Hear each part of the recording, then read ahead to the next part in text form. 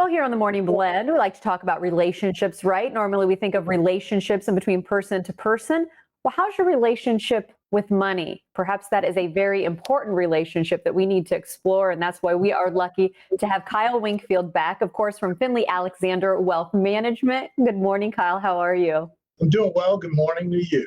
So it's one of those relationships that really is impactful to our lives that maybe we don't necessarily think about. So let's go ahead and dive in. How is our relationship with money? How does it begin? And some's good, some maybe need to work on it a bit.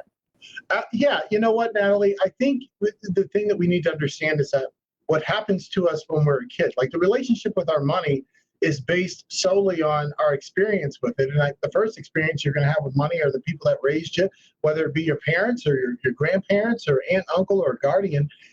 What was their relationship like with money? And then what you find out is that you start to adopt over time the same relationship they had. So if they had a really positive one, they saved money, they made saving fun, it wasn't sacrificial, you weren't always told you can't afford something, you can't have that, then you'll end up with those kind of habits as well.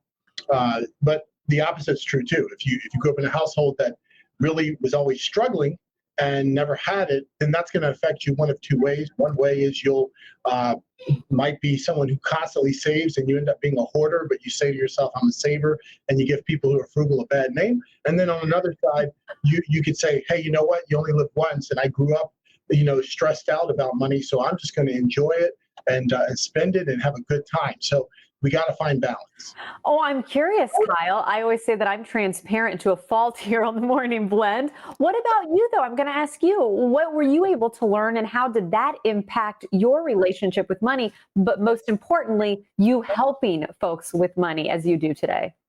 Now, that's a great question because you know what? When I was growing up, I had like a bucolic childhood. I mean, it was great. If I could get the DeLorean and go back in time and do my childhood, I would.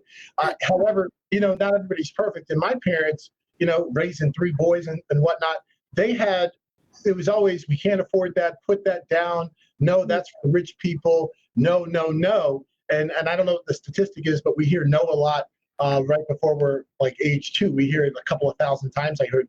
But, so for me, it was one of those things where I was always feeling like I operated from a scarcity and hold on to it. I never can have enough. And I believe that about my financial situation. Then I met my wife, and she grew up totally opposite, where saving was fun and it was something that wasn't sacrificial, and it was never believed to be like I'm giving up something now so I can have something in the future, because that's kind of depressing.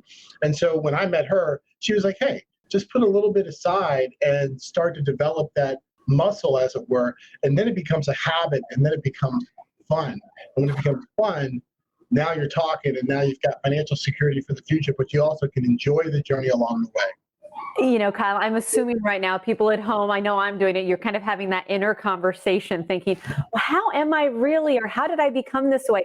As we're all kind of thinking innerly what our thoughts are with money, what can we do to change it if we don't like some of those conversations that we're having with ourselves right now about our relationship?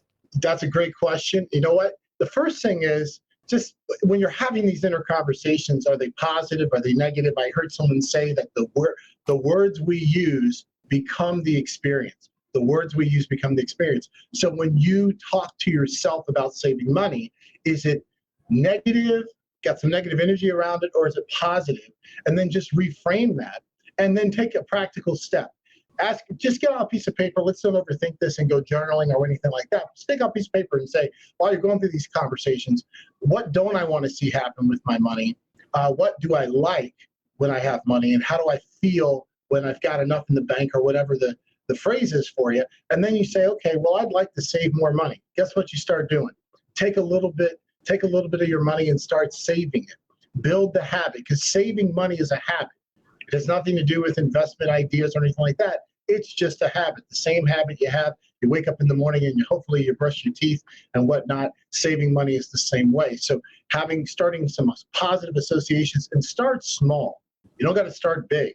People say 10%, 20% of your income. Hey, you know what? Start with $1. Like every week, just put $1 aside. I know it sounds crazy, but what we're trying to do is build the habit of putting some money aside and feeling good about it, and not having it stress you when you put it aside. Does that make sense?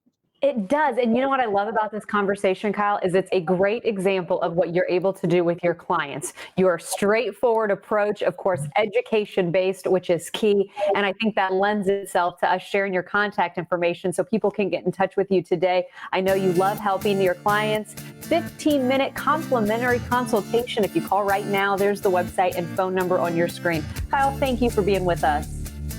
My pleasure.